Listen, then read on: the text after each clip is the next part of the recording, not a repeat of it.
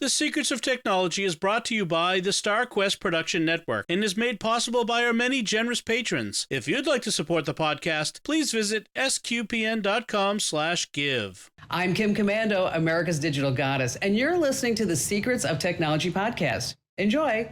You're listening to the Secrets of Technology.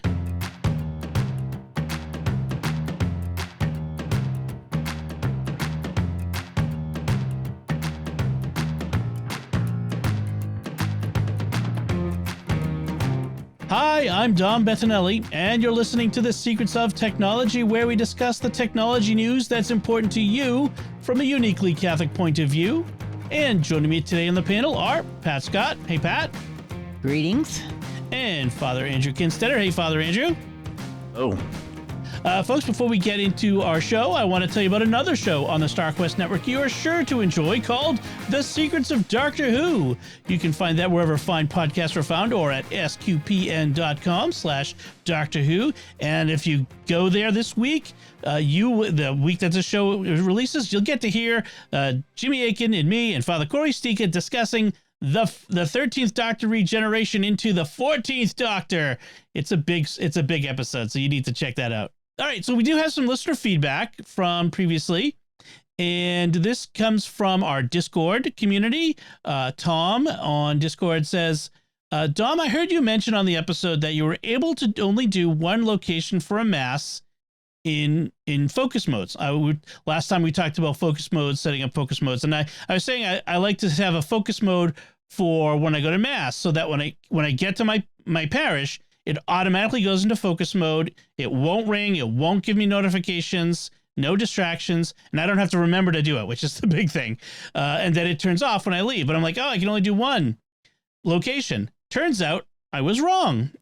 Tom told me I just looked at my phone and see two different churches. One is my parish. The other is the cathedral. And I guess he's in Kansas City, Kansas, where he's one of the organists, where the focus mode will enable. So, yeah, it turns out that it's not the clearest possible, but if you go into on iOS 16 settings, focus, click on the particular focus mode, and then go to under set a schedule, add schedule.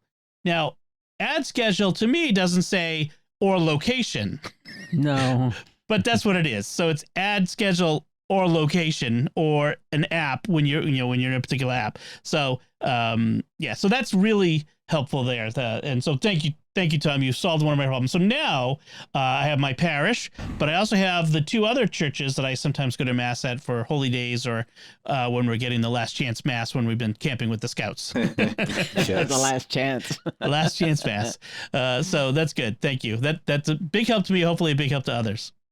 All right, let's talk about our main topic for today. There was an article in the Atlantic a few months ago, or not a few months ago at this, but several weeks ago, called "Of God and the Machines," of God and Machines, and it's by Stephen March, and the subtitle is "The Future of Artificial Intelligence is neither utopian nor dystopian. It's something much more interesting." And the premise is that artificial intelligence is advancing fast enough and has become so ubiquitous and powerful that the changes that it's introducing to society will, in essence, be like a new religion. Let me give you this one quote, and then we can go from there. We can talk about it from there. He says, "Technology is moving into realms that were considered, for millennia, divine mysteries. AI is transforming writing and art, the divine mystery of creativity. It is bringing back the dead, the divine mystery of resurrection." We'll get to that in a second. "It is moving closer to imitations of consciousness, the divine mystery of reason. It is piercing the heart of how language works between people, the divine mystery of ethical relation." Now, what do y'all think of this? The whole bringing back the dead thing is about how this one company Microsoft, in fact, has patented this chatbot that can be used to simulate real people. And one company is using that to create recreations of dead loved ones. So you can chat with your dead relations that you've lost. What do you think of this idea? Father Andrew, I'll let you go first. Well, so on, I guess my first reaction to the title and the whole idea is technology is already a religion to some people. What I mean is not what they mean. What I mean by it is that it's become an idol. The cell phone in your pocket, becomes the god of my world, and Snapchat is my everything, and TikTok and whatnot. So I guess I say that first of all to just point out that yeah, we're already there. It's the golden calf for many people, and we want to be careful about that. But in terms of where this article is going, I think it's fascinating what technology can do. I think his title is a bit more clickbait though than anything, and I don't want to maybe oversimplify it, but there's no soul there in artificial intelligence, and so things like art. I've seen a lot of art online of, we had an AI algorithm create this art, and you can't tell that it's AI created versus person created. And for someone like myself, I've actually worked with a number of, and Dom, you have too, worked with artists to commission digital pieces. We've done that for our SQPN t-shirts and whatnot. Yep.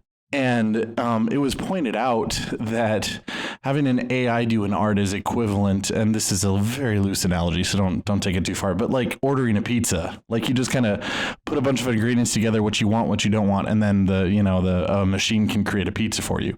There's no skill there. It's just kind of. And so, and I guess what I mean by that is like an artist who puts time and effort into a creation. There's a soul there. There's something that an AI just can't reproduce. And I don't know how else to kind of put my finger on it. It's easier in the case of the AI chatbot that's speaking from the dead person's perspective. That is just an AI trying to imitate, right, by what it's read in the past or what it's picked up from input from the people alive that knew the person. But even that is more clear that there is no soul there. There is no right.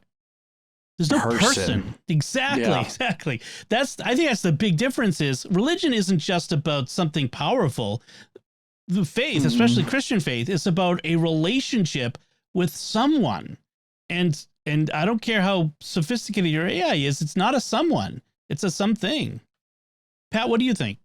I agree with all of that. It does become hard for the average consumer to look at something and say, what created it, and therefore how do I relate to this piece?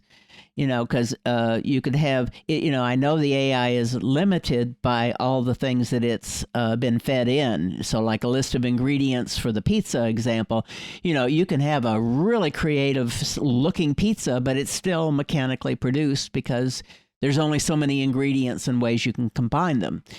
But a chef or a cook is using their intuition, their own experience to shape the way a particular dish works. It just is a very simple thing. But it's confusing for the viewer to know what created it. I don't think it makes it real or makes it human, but it is confusing for the viewer. Yeah, and this whole thing about this chatbot. So like an article in the San Francisco Chronicle told the story of this guy, Joshua Barbeau, who created a bot of his deceased fiancée, Jessica, and then he continued to have this relationship with it. That and it was, is that human? Like that's not her. And he's not grieving properly. He hasn't been able to let her go. I mean, she exists still. She's not gone. She exists in the afterlife. And I lost my dad a month ago. I would love to be able to talk to my dad, but that's not going to happen in this life. And having a chatbot that simulates that it's not fair to him, frankly. Well, and it's almost a sick way of looking at something, as if, it could replace a person. And that's kind of sick to me. Yeah. It's not wholesome. Right. Even something as simple as to kind of even back this up a little bit, in the memoirs of someone, or an autobiography where they wrote the words, even those kind of things, we are reading it, we're reading their words, but it's still filtered through our perspective, through our even, and so yes, we're reading their words, but no matter what, we're still not touching the person behind the words. We're getting closer. Right. But there's still, and so with an AI chatbot or something like that, it could go off in all sorts of number of different ways, but it's not the person. It's whoever programmed the AI interpretation, or how they interpret. They're teaching the computer to interpret. And right. I think I'm trying to touch on. Dare I even go down this road? Aquinas, everything is received according to the mode of the receiver. Right. And so even us talking here, you're receiving my words as I'm saying them, but from your own, you have your own filter. Yep. I'm speaking clearly, and there's really nothing ambiguous. Yeah, I think there's an element in our modern society where we perceive that we know more than we do. There's a hermeneutical problem, to get fancy with it, which is, and this stems from the culture of celebrity that we have. That is, we see celebrities on TV or in movies or in magazines or now on social media, and it feels like a intimate relationship. It feels like we know them. Oh, I know Brad Pitt. I am close to him. I have a relationship with. You don't know him. There's an image. There's a public persona. Yeah, that's not him. And I think that's filtering into how we also interact with technology. And it's a similar problem that's just being overlaid on technology. So one of the other quotes I wanted to mention from this article, he says, all this is happening at a raw moment in spiritual life. The decline of religion in America is a sociological fact. Religious identification has been in precipitous decline for decades.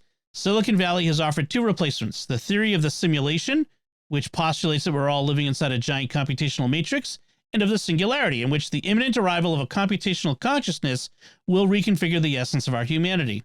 And you know what? He hits on a true point there, which is, I think part of this, looking to machines as some sort of mechanical or technological savior is a part of our religious decline. Right. Yeah, people are looking for something to replace what they think is obsolete and inactive, and instead they're just finding another golden calf, as you say. Mm-hmm. Right. It reminds me too of science fiction novels out there, and I'm thinking of one in particular which I wasn't a huge fan of. The first one was way better, Ready Player One. And I don't want to spoil things too much, but part of the where the whole plot ends up going is the idea of and it isn't only in this book, it's other things too. It's like capturing your consciousness and uploading it to some sort of computer system, and therefore have life, right? Have everlasting life, like you live forever, like that's the resurrection. And but even that's no longer you. That's an AI matrix of what you might say and what you might think. It's not you, and it just I looked at this article and I kind of got a little irritated by it, if I'm honest with you. Salty. Because it doesn't take into account it seems to make the world all material, as if we can understand everything eventually by science and technology, and so it's calling transubstantiation magic and such things. No, the world is bigger than the visible, and that's why we, of course, in the creed, we believe in the visible and the invisible, and miracles and all of this sorts of things. And it can't just be that technology can do things that appear magical, and we reduce everything to that. The other quick point that I want to make too is ultimately, we still can look at technology, and you again kind of go Aquinas here, and follow, well, who created the computer, who created the AI, and go back to, it still will lead ultimately back to there is a creator, even in a philosophical sense.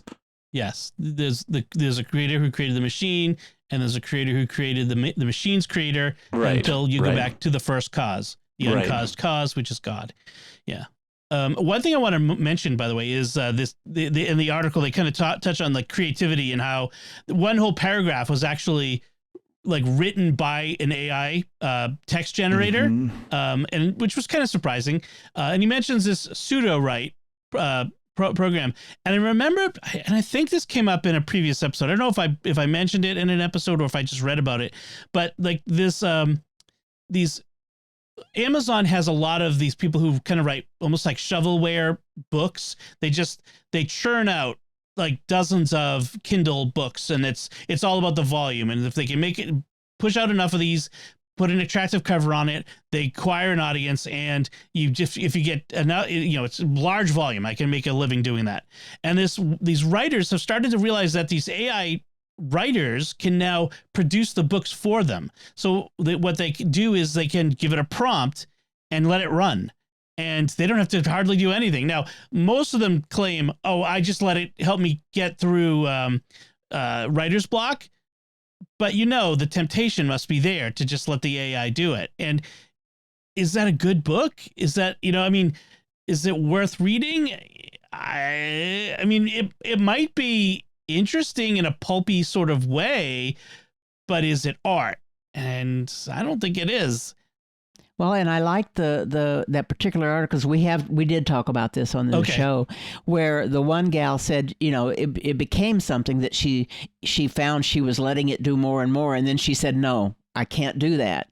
So what she will do is she will let it generate some stuff and then basically look at it for ideas, and then sit down and write it herself. Yeah. Because she said, I realized I was no longer part of my art.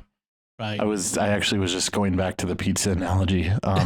Maybe I'm hungry tonight, but there can be totally legitimate, like, I'm going to go to my favorite pizza place and order something, and then take that idea and say, I'm going to do this at home. And I'm going to use my homegrown tomatoes, and I'm going to do everything, from scratch. And I would agree, like that. Seed, yeah. That is a legitimate chef's creation. Yep. But you can legitimately use the AI to kind of get the brain working and whatnot. But I think art itself has to be reserved for a person, whether that's God's creativity or man's creativity. Even an AI who creates art, it's still the man who created the AI has the art place there. Right. I agree that the AI is the tool. It's the paintbrush. It's just a sophisticated paintbrush, but it's still a paintbrush, and it's not creative. One of the examples given in here of our AI future, possible AI futures, I had to laugh because this one, let me read this one. Schmidt proposed a possible version of our AI future.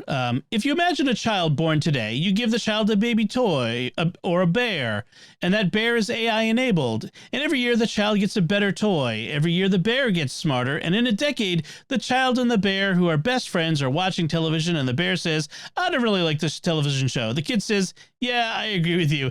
And all I can imagine is that movie Ted. Yes. The foul-mouthed teddy bear with Mark Wahlberg. Oh my gosh, yeah. But even the movie AI really was kind of that way. The little boy that was not really real, but the thing is that it simulated and so it was similar enough that people could be taken in by it, but when you really get behind it, you could see the difference. That's right. Yeah. So I think in the end, I think we're in agreement. Like the article, like a lot of these types of articles, it has too much of a materialist view of the world and a materialist view of faith and religion, and does not, the worldview that it comes from sort of just has ruled out the supernatural and the metaphysical and it's really just a materialist view. And so, then therefore we could have a AI God, because then in that calculus, God is just a powerful being. Right. That's it's no different than the cavemen of days gone past being lightning and thunder and having a lightning god and a thunder god. That's a very good and analogy. The sun. Yeah. That's a good point. So, it bears watching, because this is going to be something that's going to be more and more popular, this way of thinking. And so as Christians, we need to be prepared to, as 1 Peter 3:15 says, always be prepared to give a defense. And so we need to be prepared to talk about this, not in a aggressive or way, but in a smart, reasoned way, to have conversations with people. Well, and to be very careful in how where we put our money, so there's going to be a ton of scams come out in the next few decades of, preserve your loved ones, life and memory, and you can, continue to talk after they're gone, sorts of scams that people will just fall into. And be prepared. Grief is a powerful thing. And for a lot of us, it would be very tempting to, and other emotions and passions are powerful things, and we need to be careful about them and guard them from being exploited by these things, and to not lose sight of what's true, what's good, what's beautiful, and what's from God, as opposed to these things which lead us away from God or distract us from God. So that's a sort of to learn to use them as tools, not as ends in themselves. Yeah, as substitutes. And not to go too far negative either, to recognize that these things can be used in a way that bring us together and to bring us closer to God. They just can't be the God that we're searching for. Right. Don't worship your smartphone. Right. All right. With that, I want to take a moment before we move on to thank our patrons who make it possible for us to create the Secrets of Technology, including Lindsay S., Alfredo B., Edward G., Ian J., and Trey K.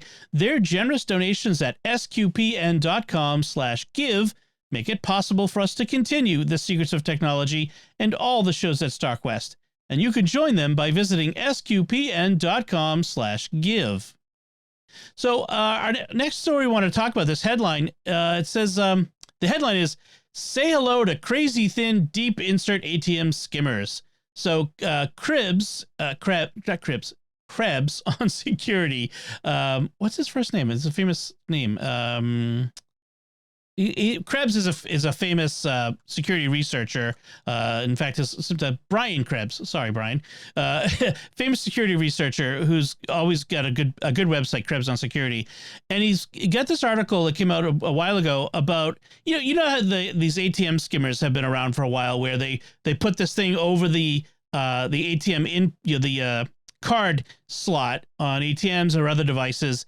And as your card's going in, it reads the card, and then they'll always have a camera nearby watching as you type in your PIN. Well, these have gotten much more sophisticated, and I want to bring it up now just to make people aware. So these ones are so small and thin, they actually go inside the card slot so that you can't see them. They're in there, and they are reading the cards as they go in, and you can't defend against it because you can't see it. The old defense was always, whenever you come up to a card reader, like at a gas pump or an ATM, you should pull on it. Pull on the thing before you put your card in. Make sure it doesn't come off. It's not fake. But these are so. I don't know if you guys saw the pictures, but these are so slick and so sophisticated. It's scary. So have you ever run into or know anybody that ran into getting their card skimmed? I haven't. I don't know if I've had some clients that they know that they were at a particular gas station, and then they got charges on that particular credit card that's all they used it for. So wow. that is kind of scary, but I guess I've started, when I pull up to a pump, see if they've got the little wireless symbol on it, and we'll use that. The other thing the article surprised me on was that people that when they're going up and putting in their PIN, if you cover what you're doing, that would take care of 90% of it. Right. If you cover the keypad as you type in your PIN, But the thing is, you got to know where it's the pinhole camera is. Right. That might be. So you got to really cover it really well. So I mean, you can look paranoid, but you're going to be a lot safer because they need your pin in order to do anything with the information that they're skimming off the card. But yeah, that's what I was going to say too about the NFC or Apple Pay or Google Pay or whatever.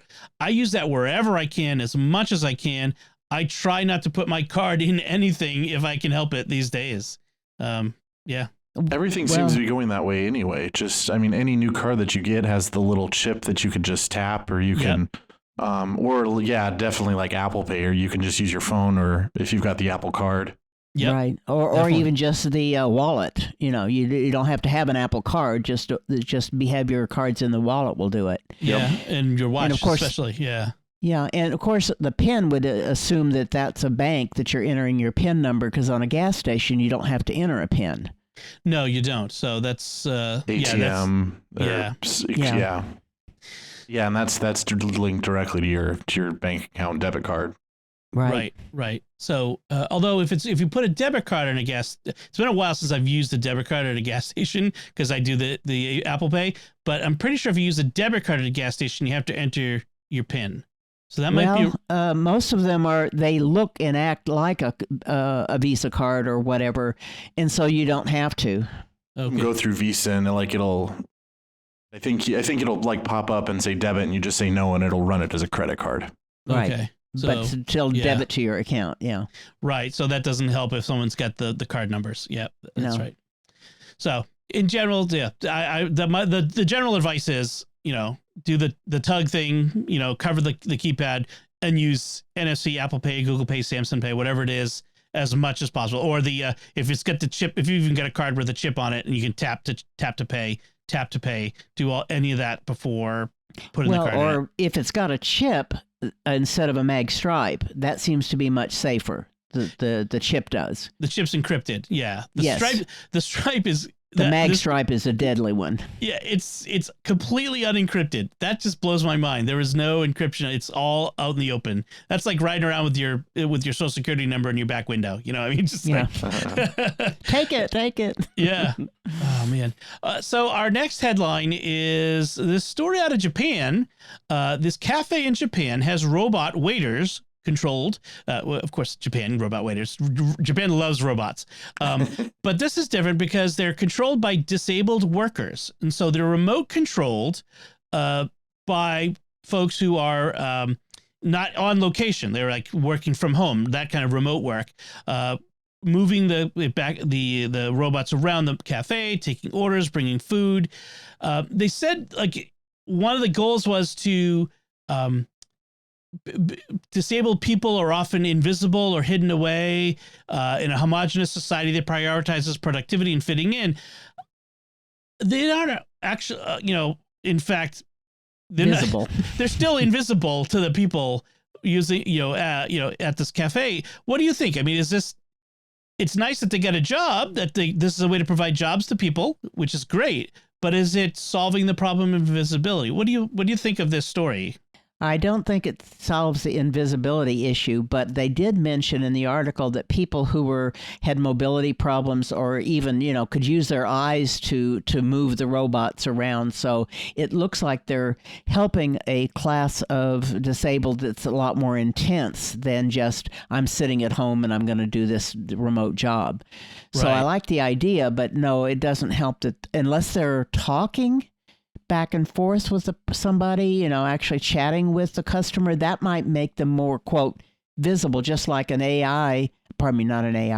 avatar in a video game. If it's a real person, you're still seeing the person, even if they're not physically visible. True. Yeah. In this article, it talks about how a lot of the people are like they have ALS or spinal muscular atrophy, which are conditions which can hinder speech. But they allow them to communicate through the robots using speech synthesis. So that Stephen Hawking type thing. Yeah. So they type it. They can type in stuff, and then the robot speaks for them. So in a way, I mean, that is a type of presence for them. So I think, I mean, I kind of like the idea of doing this. Frankly, it's better than like all just like robots that are not controlled, but like it's supposed to be AI robots taking your order and delivering food. I can't imagine the kind of problems you'd have in a restaurant like that. Yeah. But if you're in Tokyo, you can go get a cup of coffee at dawn and test it out. So That'd be cool. Yeah. And our last headline is a little bit of, let's see, a PSA. Windows, the latest, one of the latest releases of Windows 11, there might be another one since then, just released, has a new security feature called Enhanced Phishing Protection that warns users when they enter their Windows password in insecure applications or on websites. So it's your Windows login credentials, and this is a big deal because that's the sort of thing that gives outside hackers the ability to get into your internal network, not just your computer, but into the network of, say, your employer. And that's how ransomware starts and all that sort of thing. So if you put your password in a on-screen sticky note in like a sticky note application or in a text editor or in was it Notepad, whatever Notepad, or in Microsoft Word or in Microsoft Excel, it's gonna say, hey, this is insecure, don't do this. And I got to tell you a little story, which is that I used to work at a place that shall be unnamed, where all of the organization's passwords for everything, including the bank, were in a Microsoft Word document on the server that was not secured, that was on a Wi-Fi network that had no password. So anybody could walk by, stand outside the door to the office with their laptop and steal all their passwords. And I'm like, it wasn't long before I got them on 1Password. we started using that instead That's because good. What helped was when they had a bunch of money stolen from the bank, and one of the possibilities was that someone had stolen the passwords from that. It was actually somebody else, but yeah. But you make a good point there. Often people have to like have something stolen from them, or they have to have some catastrophe happen before they get the password manager religion, if you will. I would recommend 1Password. I Mom and Dad will love the shout out here. I finally just in the last few months got them to get on 1Password, and they've been moving theirs because you pull open the drawer and there's the sticky note with the passwords, I see a lot of that with my 80, 90-year-old clients. I mean, it's not going to be easy to change that. Yeah, at least the sticky note is nobody can hack that. Yeah, if it's in a physical location, like in a notebook that's in a drawer, they'd have to be in your house. They have to physically, yeah. Versus a online notepad file. Right. Yeah. The only sad thing is that is only just the Microsoft password that's being protected, and they can't do anything else because that's the only one they have access to. But it is a very narrow it's a very narrow protection. I wonder. I mean, I was gonna say, I wonder if 1Password could do something. But if you have 1Password, then you're not saving your password into other applications. You know what I mean? Insecure locations. Hopefully not. but even then, like sometimes you could possibly accidentally. I have done this where I've typed my 1Password password to open the app to unlock it in the wrong place, in Slack or if God forbid I did it on Twitter, you know what I mean? Like I'm not saying we would know what it is, but I would have to change it. It would be nice actually if 1Password or any password manager could detect when you're typing at some place where you're not supposed to be, any of your passwords that it's controlling for you, managing for you. That would be a nice little feature, actually. Right. It would be a time-consuming process, I'm sure, for it to go spin through all the passwords when you're typing into a Word document or something. I guess, yeah. I wonder if that would be, too many cycles. Well, I mean, I have over 1,700 passwords, so I have a lot. I've been using 1Password for a long, long, long time. That's why. But yeah, I wonder. I may actually tweet at them with this idea. And see what they say if that's something that they've considered. But yeah, just for equal time, there is LastPass and Dashlane that are also very good. Yes. I'm biased. Yeah, I was just going to say that. I know 1Password at least does, if it can tell if you've got two different accounts that use the same password, and it tries to help you clean up and use a good password, or if this website is compromised, it tells you that too, and all that good stuff. Yeah, we've gone through recommendations of password managers in the past. There's a lot of good ones in there, and you don't have to pick 1Password, but pick one. Just pick something. Pick and something. Use it. Yes, because that's really what I want you to do. Is that you don't have to do 1Password. You have to do something. So those were our headlines this week. Let's move on to our last segment, which is our picks of the week. And Father Andrew, I'm going to let you go first. Okay, well, mine is super simple partly because I didn't have time to prep for this show tonight, but it is something that I've been using a lot in the last 2 months that I never thought I would ever have to use ever in my entire life. And I say that because, I'm from Wyoming and I drive everywhere. Mm-hmm. My pick of the week, I'm currently in Washington, D.C. studying canon law at the Catholic University of America. So my life has been drastically changed as I've moved to the East Coast and the big city. And I left my car at home. So I am not driving anywhere. And so one of the things that I have found incredibly helpful, and again, it's always been there, but I've just never used it. It's the transit option for Apple Maps. And so, when I want to go down to the National Mall, or there's this really cool board game brewery down in Virginia across the river, I can just put those places in my Apple Maps, and it does a really good job of estimating the time of arrival, and I can set transit as my default, so I don't have to always, it doesn't assume I'm driving, it now assumes that I'm taking the metro. And it will also show where on the map, like it'll have like if I'm taking the red line, it'll show a little dot saying, as of 20 seconds ago, this is where the train is in comparison to where the metro stop is that I'm heading for. And it will tell me the next train leaves in 5 minutes and 15 minutes. And if it's a, 10-minute walk, I know that I'm going to get there and have to wait 5 minutes before the train shows up. So, I never thought I would have to use the transit option in Apple Maps, but I absolutely love it. Nice. And it is very, very helpful getting around DC. So that is my pick of the week. Mass transit in Wyoming was 2 cars on the same highway, right? Right. It's a Pony Express. You pick up that horse at the next pony station. Right. So yeah, I love. I live in the suburbs of Boston, so I don't ride the train a lot. But when I go into the city, especially with the kids, having that transit option is really helpful, and that sort of information. I don't know how much I can say. My brother is now working for the MBTA, the T in Boston, on a special technology project related to getting that sort of information you mentioned out to people. I hope at some point to be able to get him on the podcast to talk about it, because it's a very fascinating thing that he's doing.